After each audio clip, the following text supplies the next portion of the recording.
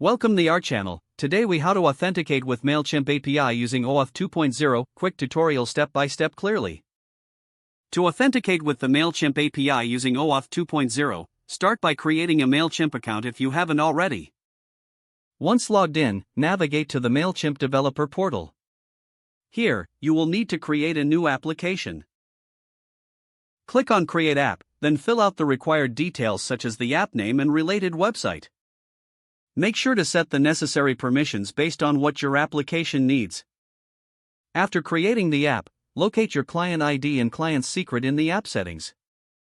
Next, you will need to configure your redirect URI. This is the URL where users will be redirected after they authenticate. Make sure this URL is correctly configured in your app settings. Now, proceed to the OAuth 2.0 authorization request. Begin by constructing the authorization URL using your client ID.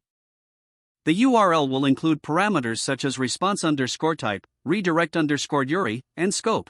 Direct users to this URL to initiate the authorization process. After users log in and authorize your app, they will be redirected to your specified redirect URI.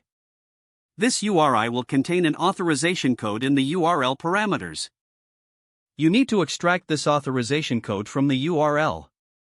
Next, exchange this authorization code for an access token. Make a post request to the Mailchimp token endpoint. Include parameters like grant_type, client_ID, client_secret, code, and redirect_URI in your request body. If successful, you will receive an access token and a refresh token in response. Use this access token to authenticate your requests to the Mailchimp API.